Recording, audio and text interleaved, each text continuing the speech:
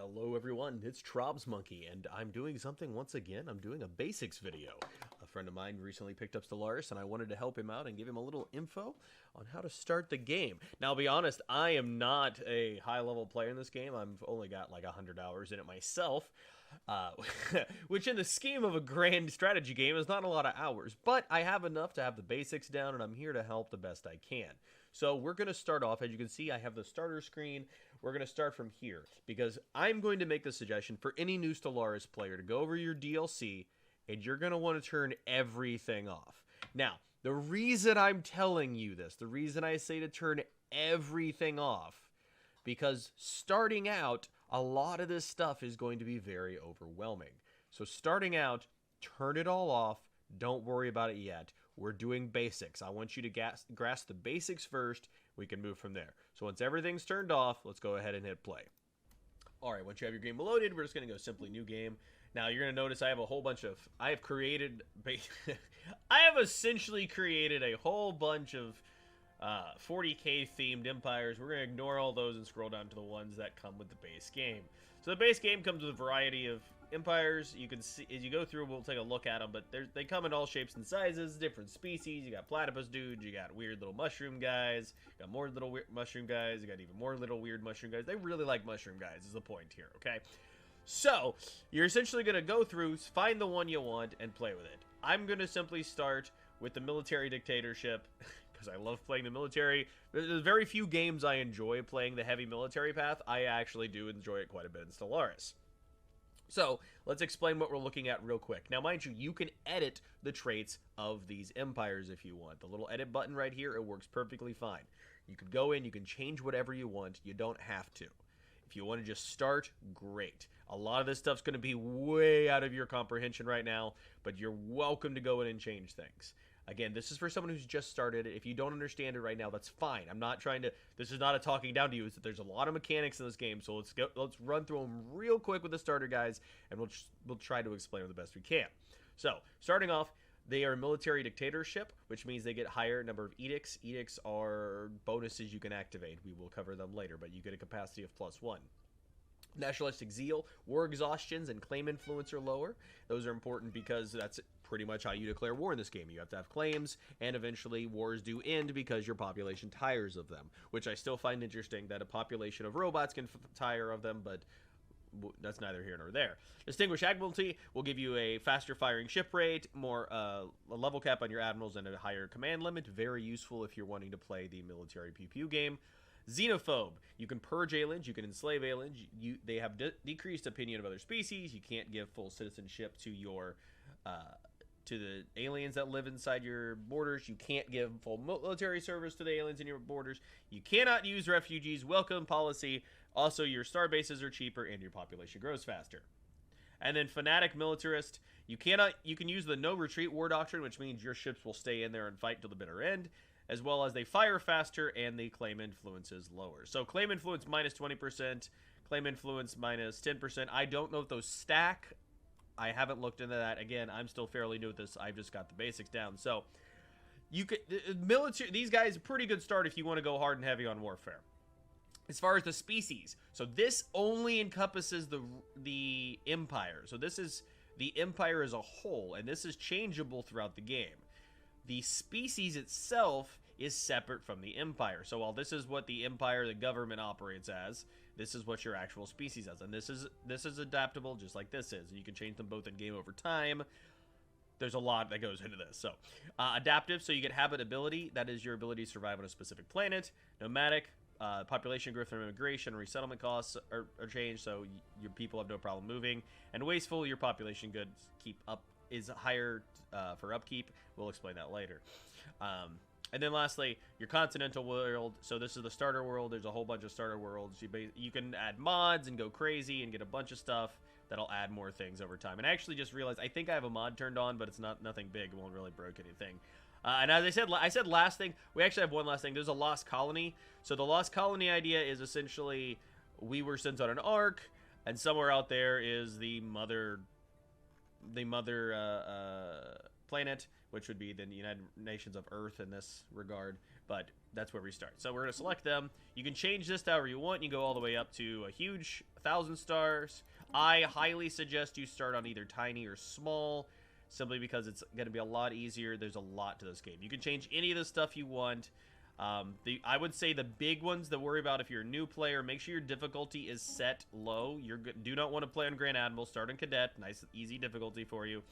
You can change the scaling difficulty if you want. So the AI will actually get better bonuses over time. And the aggressiveness. So these are the ones I personally will look at for new players. If you don't want them to be super aggressive, you'll want to keep this normal. You can call it low, you can make them high. I would just keep it normal. It plays off of what the various empires are. Those are the ones at least I would say are important. You're welcome to play with any of these as you would like. This is my basic start. This is what I'm going with.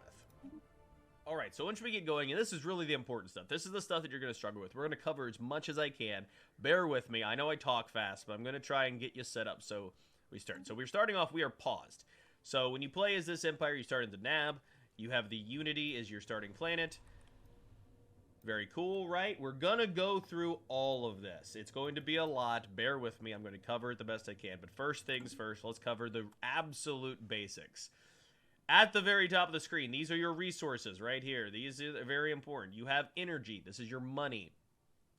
You run out, you can't pay for things, things go bad. So make sure you're always getting your energy up. We'll cover that as we go. Minerals. This is how you craft things. This is how you build things on your planets. This is how you build outposts. This is very important, obviously. So make sure, this is also one of the easiest ones to max out, but make sure you're doing a good supply. This will come into heavy play later when we get to the consumer goods and the alloys, but just know that minerals are important for a lot of things. So you go, there you go. It's right there. Mining district, construction ships, buy on the market. You can get them a lot of different ways, and they're used in a lot of ways. So food, pretty self-explanatory. Feed your people.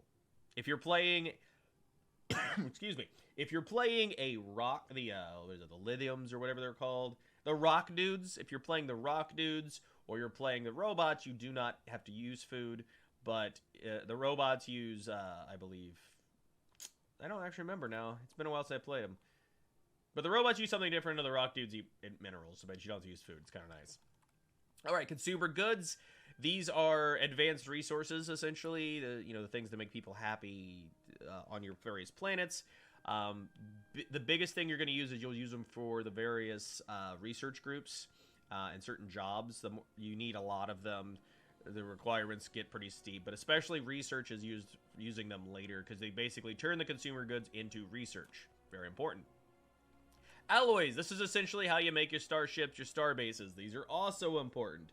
You're going to want a lot of these because we'll show it in a second, but the ships are very expensive, and they only get more expensive until you get really big. Influence. So this is how you're going to expand your bases. So we'll cover it a little bit. But only a little bit because we won't get access to factions for a bit, and I don't want to get that in depth yet. Again, this is basics, but the TLDR on the influences, we zoom out here. So in order to, say, capture this zone here, you have to spend some influence. That's pretty much how it works. So you get a very small amount of influence to start, and you can earn more for doing various things in diplomacy or appeasing your faction, that sort of thing. Lastly is Unity. Unity is how you unlock your traditions. So these are perks that improve your empire. So like I'm a big fan of going for expansion first, but the big thing to remember with this is how you get nice little bonuses.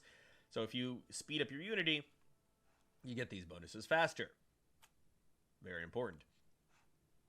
All right, so that's your resources. Those are your basic resources. You have some more resources that are advanced that we won't cover in this video. I will cover them later if somebody needs me to show them, but as of right now, don't worry about them.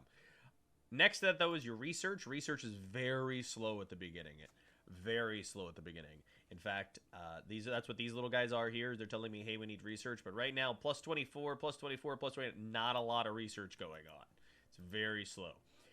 This is your empire sprawl. So the bigger your empire gets, the more administrative capacity you need. So as you can see, your districts, your systems, your colonies, your populations all affect your administrative capacity, your sprawl.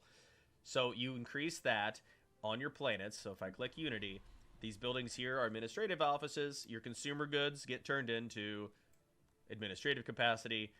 And again, with the consumer goods, there's your research, same thing. So everything's tied together. There's a lot going on. If you've played these big scale games, there's a lot to work with. This is your invoice. So your invoice can be assigned to speak to other empires, and you can improve relations. You can ruin relations if you really want to fight someone.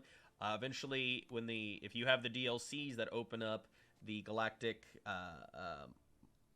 Council and everything else, I don't remember which one it is. At least I don't think it's in the base game. I don't remember anymore. You can actually improve your standing among the council as well. Your entire population, so there are 28 humans. I don't know what that is equal to. I don't know if that's millions or anything, but there's 28 people living on Unity right now. Plus, since we are playing a Lost Colony, there's actually more humans out there, but they don't count because they're not part of our population. We have 1 starbase out of 3 slots, and then we have 3 ships out of 30 slots. So that is all the stuff at the top. I realize it's a lot to take in. If you don't understand something, please let me know in the comments. I will happily clear something up if I can. So continue to work through this. So just go right down. This is your research. So we want research. So as a starting point, and if I'm wrong, if there's more advanced players who can tell me I'm wrong, feel free. But I generally start very first with research. I go for the bonuses from your researchers because your trade or your research is so terribly slow. It's needed. You want it. And additionally, so when it comes to your research, you may see that they have these bonuses. This is something else we're going to get in more depth to. But they have these bonuses. When it comes to your researchers, you may notice, if we go look at our leader page, let's see if we can find one real quick. So yes, so for instance, this scientist has an expertise in biology, which gives a higher research speed. So if you use one of these guys and you toss them into your research thing, so if I put a biology one here, she'll get 15% faster research on this, but also she's more likely to get biology options popping up as research. So we don't have the research option, so we choose something else, and then once again, engineering research from researchers plus 20%, and as you can see, 65 months. It is not fast. It is going to be a slow process, so we are going to want to bump this up. Research is kind of slow. Over here, you'll have a whole bunch of things. You got your contacts. This is any other empires, any fallen empires, any trade organizations, etc. They'll show up here. This is their opinion. It'll be plus or minus. The status, so if you're at war with them, if you are friends with them, etc., it'll say that. The relative power, so how strong they are in comparison to you, meaning are they overwhelmingly power, are they inferior to you, etc. It'll say that here. If they're in a federation, and if you're at war. All the important things. You can also see their stats here, how many people they have and their colonies, and you can see all their info here. It's kind of neat. Situation log. So situation log, you're going to get a whole bunch of things you can research and do here. Again, basic. So I'm just letting you know what goes in here. We can cover this later if you need. But that stuff will go in here. Anomalies, your science ships will go in here, and your victory conditions, your ranking and everything will go in here. Market, if you need to buy and sell something. So if we say click on this, you can see the prices. This is how much it costs. If I sell the 100 I have right now, I'll get 70 credits. So there you go. You get options. And you can also trade. So like if you just have too many minerals, you can tell it every month to dump 1,000. Ta-da, you're done. Planets and sectors, you can see everything within. Right now I only have 1 sector, 1 planet, so there's not a lot going on. But you can specialize over time. Just we don't have that yet. Expansion planner. Once you start fighting more planets, these will get filled in, and you'll be able to see more stuff to do. Your policy. So this is where you can change the way your government works. So right now, our diplomatic stance is we are an expansionist, obviously. We can change that to a variety of things. You can be belligerent. You can try to bully people. You can be cooperative. You want to be friends with everyone. You can be an isolationist and tell them to go away. You can be an expansionist, which with expansionist, you develop faster, but your border friction's worth. Supremacist, you can run around. You're basically trying to be like, hey, go to hell. Just really depends on what you want to do. Yeah, so you have options in all these war philosophy. I mean, refugees, I can't change that due to my government, but you can change a lot of things. Robot workers, trade policy, border status, etc., etc. Slavery, perjury, population controls, everything can be changed. These are the edicts we talked about earlier. So right now we only have fortify the border, which will help our starbase capacity and upgrade speed, which is very helpful if you know that you're staring down the barrel of a stronger empire and you need to get some starbases up and upgraded to be better. Fully suggest that one, but you'll get more as time goes on. Of course, the traditions, we talked about these earlier. These are your perks. Down here, you'll see relics. So through various things, you can get relics. They give you neat bonuses. You can click on them and activate them. Ship designer, so you can't actually design your ships. So I have my little dinky Corvette here. You can actually go in here and you can change it. As far as I'm aware, the current meta is basically laser boats. So you just give them as many lasers as possible. And just be like, pew, pew, pew. Oh. If you want to, before I forget, uncheck the auto-generate designs or else it won't let you save things. So you can say, yes, I want to save it. You can change the name. So I generally will label them something like laser boat, just so I remember what the classification is. Fleet manager, so you can change your fleets. You can go in here. I can tell them to upgrade automatically since I just changed their cost. That will cost alloys to upgrade, of course. You can create new fleets. You can increase the number. So if I wanted this fleet to have, say, 10 Corvettes, I can just go, I actually want 10 Corvettes. Now, I can't upgrade them. I can't reinforce yet. I don't have the option to reinforce yet because I don't have enough alloys. Excuse me. But you can do it there. And ultimately, this will get really filled up. And the more fleets you add, they'll get filled in these gaps. It's kind of fun. Technology, we already covered. The factions, once you get factions coming in, you'll see them here.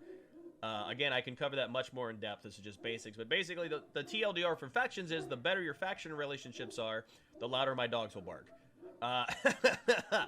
So your influence will actually be improved. You'll get faster influence gain the better you're supporting your factions. But know that factions will conflict with each other. You may have a militarist faction and a pacifist faction, and you have to decide which one you want to appeal to. You can make claims on systems.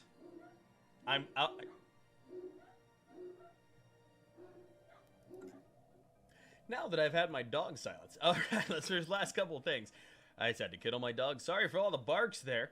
Claim. So when you start claiming systems that other empires in possession in, you can see the claims here. Species.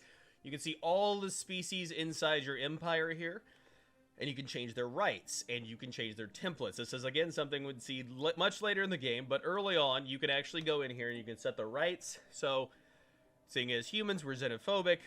Not really too concerned. You know, we want to thrive. But if, say, you're playing as these guys and you get an alien species within your empire, you can change how they're treated. Now, if you want to be friends with everyone in the galaxy, you can be friends with everyone. If you want to play as a xenophobic military race, you can do that. It's entirely up to you. And of course, as your leaders, you recruit generals, admirals, scientists, and governors. And we're going to be doing a little bit of that in a moment. Now, this is the part that I probably should have put at the beginning. If you don't want all that info, this is where we're at. So if you want to know how to do the basic starter stuff, I covered everything. I say I covered everything.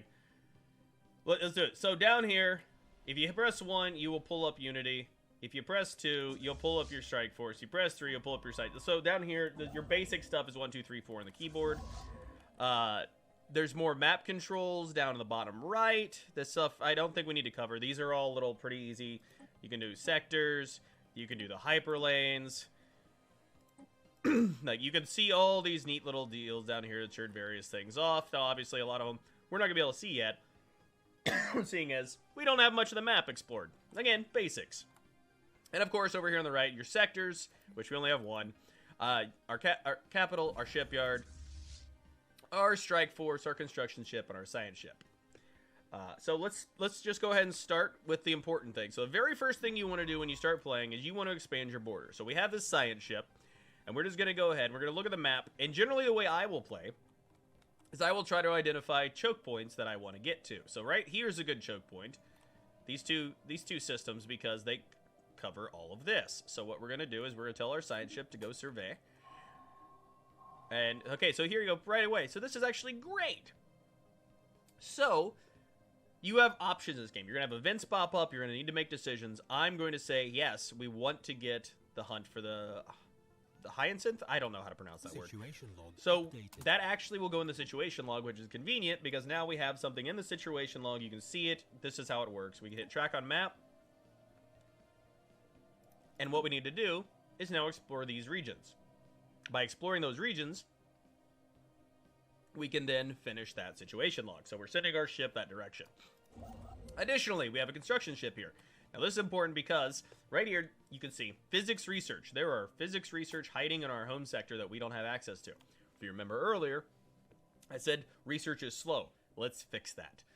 So what we're going to do is we're going to spend 100 of our shiny little minerals and we're going to get that built. So our construction ship is going to fly his butt over there. And he's going to put a research station up, which is going to give us 2 research. Now, it may not seem like a lot, and it's not a ton, but in the grand scheme of things, we're at 27.61 with all bonuses applied. Another 2 to our base will raise that up a little bit more, and I'm totally fine with that. That's what we want. So, it should go from 70 months to a little bit lower once this is finished. Now, it does take a little time, as you can see. We're at 20%, and we are at normal speed. Generally speaking, I will play at high speed, like very, very, very fast. Now, that being said, I do believe there's a setting. I don't know if it's in the settings. Event auto pause. So if you have event auto pause on, when events pop up, your game will pause for you automatically, which is fantastic. I highly, highly, highly, highly suggest you turn that on. Additionally, leave event auto pause off. Your spacebar will pause and unpause. So leave the auto pause off unless you're just one of those guys who knows what you're doing. But if you are, you probably don't need much of this information anyway. That being said, let's crank the speed up. I want to at least get this construction ship to finish his job so we can show you the difference. So we're going to hit 100%. It's now done. Complete. Cool. Now, the first time you do build things and research things and all that, it's going to give you a bunch of pop-ups. No big deal there. So if we go to the technology page now, it still only shows at 27. That's normal. You have to wait till the month ends. So if you can see up at the top right, we're at year 2200, month 06, day 26. So as we hit day 30, this should now be a little higher. So now we're doing 30 per month. And that just dropped our research quite a bit. So yay! Everything's going faster. This is my biggest basic tip I can give you. Get your research going as soon as possible. It helps.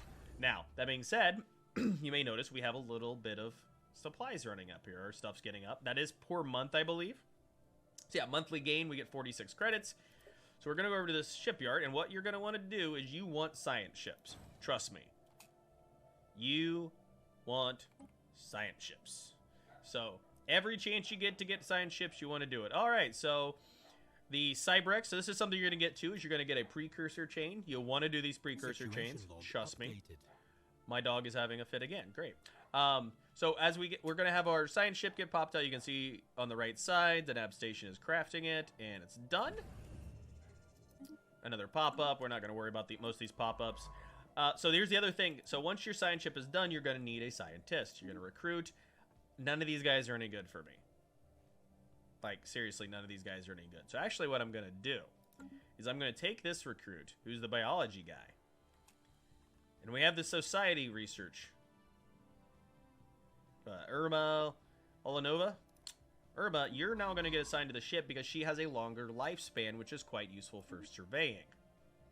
Whereas under technology, we now have this new scientist who's good with biology, which is important because that instantly cut the progress on this because the expertise on biology. Now, the problem is when if you're doing that with your scientists, you do have to remember they're experts in one thing, which means you're going to get far less often other things. So just keep that in mind when you're using those specializations. So we take our science ship, we're sending them out, and we're just going to scout. Now, when you move, there is a max distance. So you may notice 1, 2, 3, 4. You can see 4 in any direction. 1, 2, 3, 4. 1, 2, 3, 4. So as you move, you will open up more of the map. And as you can see up here where I was talking about our choke point, I want to at least get that point. Ideally, I would like to get that point and this point ultimately underneath control of my empire. So while we're waiting for this guy to finish surveying, and that's what they're going to do. So they'll survey completely independently for a while. Eventually, you can get a technology that is automatic exploration. Though, honestly, if you're not playing on a really big galaxy, it's not going to do you a lot of good, unfortunately, because you very often will unlock it late. All right, so we got our first unlock, and that's brilliant because look right there, you get another 3 research. So the fun thing is these black hole systems, and that's what it is a black hole, they tend to give you physics research very, very easily. So I highly suggest you get that grabbed up as soon as possible. So going back to the topic of choke points, you may notice this looks like it may be a choke point. So I'm actually going to go this way and see, because we may have a 3-way thing going. Mass extinction. Oh, so it's just another situation event. We're not going to worry about that.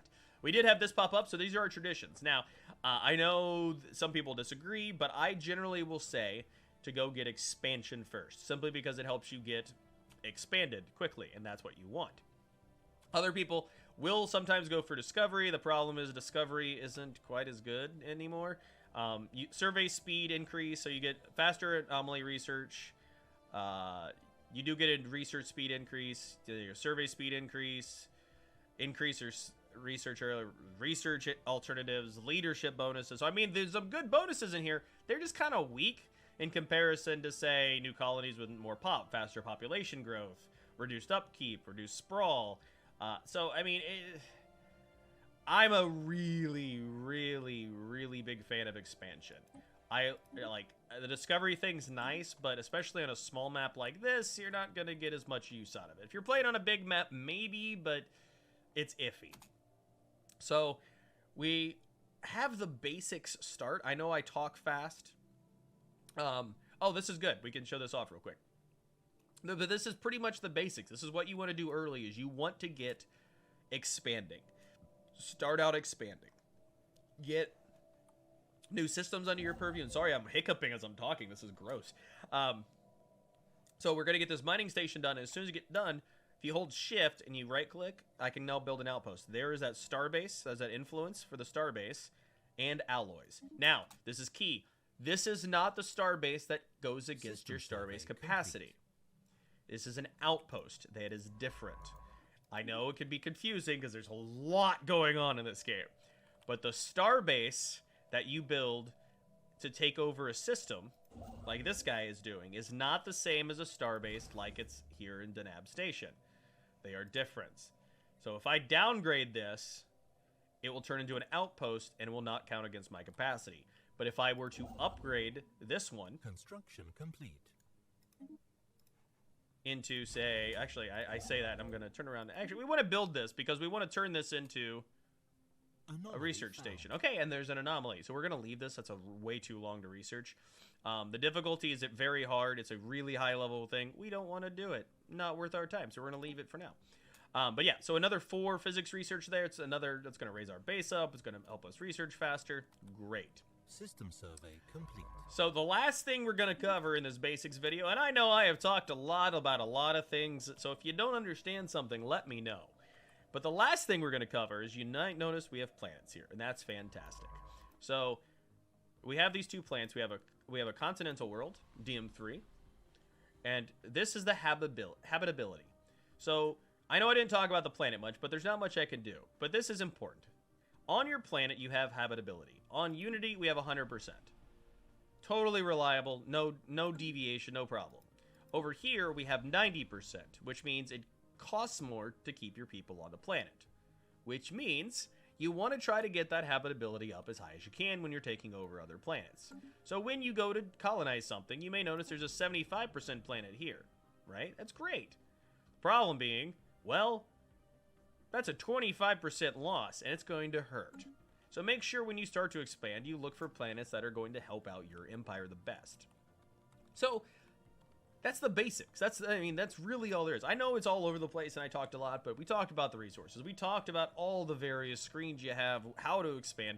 The early thing. This is the stuff you need to hang on your hat onto, in my opinion.